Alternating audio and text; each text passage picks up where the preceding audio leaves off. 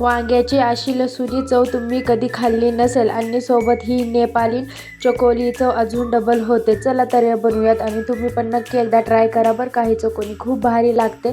तुम्हाला व्हिडिओ आवडला असेल लाईक आणि सबस्क्राईब करा। त्याच्यासाठी ना आपण जे भरताचं वांग घेतो ना तेच वांग घ्यायचं आहे। त्याला दोन्ही धुवून घ्यायचं, त्याला दोन्ही साईडनं अशा प्रकारे कट करून घ्यायचं। माझं थोडंसं पिकलं होतं, तुम्ही थोडंसं मऊसर कच्चं घ्यायचं आणि त्याच्यामध्ये अशा तिरक्या रेषा टाकून घ्यायच्या आणि भिजवून घेतलेली लाल मिरची घ्यायची, थोडेसे लसूण टाकायचं, भरपूर असं लसूण टाकायचं, थोडीशी धना पावडर, लेमन टाकायचं, थोडंसं मीठ टाकून ह्याला कुटून घ्यायचं आहे। आपल्याला हे ना अजून थोडंसं स्पायसी पाहिजे असेल तर थोडंसं लाल टाकून अजून थोडंसं हे अशा प्रकारे वाटून घ्यायचं आहे। जे बेगर आपण हे कट करून घेतलं आहे त्याला दोन्ही साईड असं का लावून घ्यायचं आहे व्यवस्थित आपल्याला।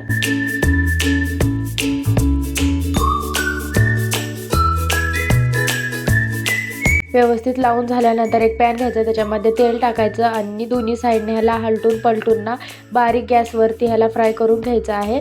तिकडं आपण ना तोपर्यंत चकोनी तयार करूया। उकडलेला बटाटा घेतला, हिरवी मिरची, कोथिंबीर, कसुरी मेथी आणि उभा चिरलेला कांदा घ्यायचा आहे आणि थोडंसं दही टाकून ह्याला मिक्स करायचं आहे। आणि आता थोडंसं मीठ पण टाकायचं आहे त्याच्यासोबत। थोडंसं मिक्स झाल्यानंतर ना तुमच्यापाशी सरसोचं तेल असेल ते वापरू शकता, मी साधंच तेल वापरलं। तेल टाकली, जिरी मोहरी टाकली, तर लाल मिरची टाकलं आणि कसुरी मेथी टाकली आणि मस्त असा तडका दिला। त्याला पण मिक्स केले, एकदम भारी चव येते। तुम्ही पण नक्की एकदा ट्राय करा बरं का।